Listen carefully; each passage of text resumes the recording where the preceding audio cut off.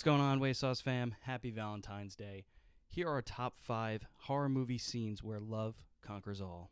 Number 5, we got A Quiet Place, and I'll have to say, spoiler alert.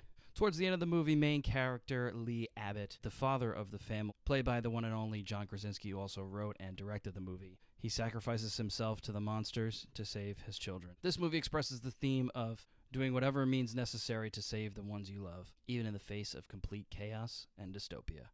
Number 4, The Babadook.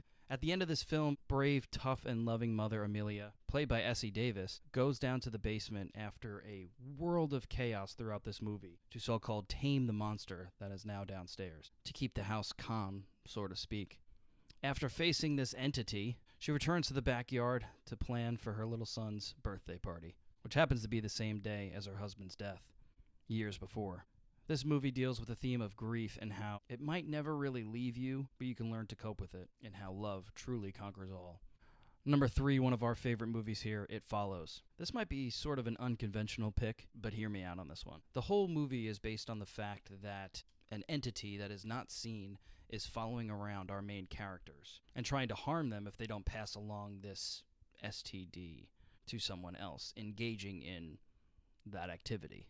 Well, the end of the film shows main character Jay, played by Micah Monroe, and Paul, played by Keir Gilchrist, killing off the entity together. This movie is more so a love story between Jay and Paul. They understand the reason behind the entity's action, and they decide to reject this sexual act that multiple people have been doing throughout the film and engage in a relationship and meaningful love instead. Now, did they have a choice? Not really, but it taught them a lesson. The very last scene before the credits roll are Jay and Paul holding hands. There's an entity behind them which they are aware of, but they are in this fight together now, and they're stronger than ever, and love conquers all.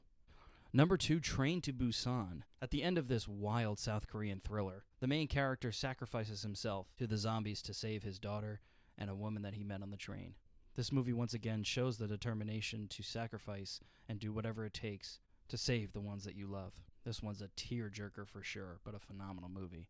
And coming in at number 1, we have The Conjuring. Towards the end of this film, we see a palpable fight between good versus evil. The demon Bathsheba is currently possessing our main character, Carolyn, who was the mother, played by Lily Taylor. During this wild scene, Ed Warren, played by the great Patrick Wilson, is performing an exorcism and doing his best, and he's doing really well. But the real winner of releasing this demon out of Carolyn, Lorraine Warren, played by Vera Farmiga, her call to Carolyn to remember a time of her and her family on a beach.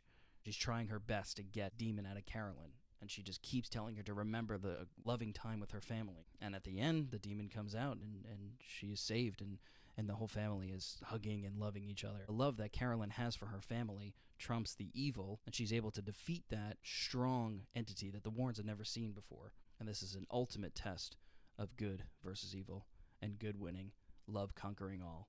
Happy Valentine's Day.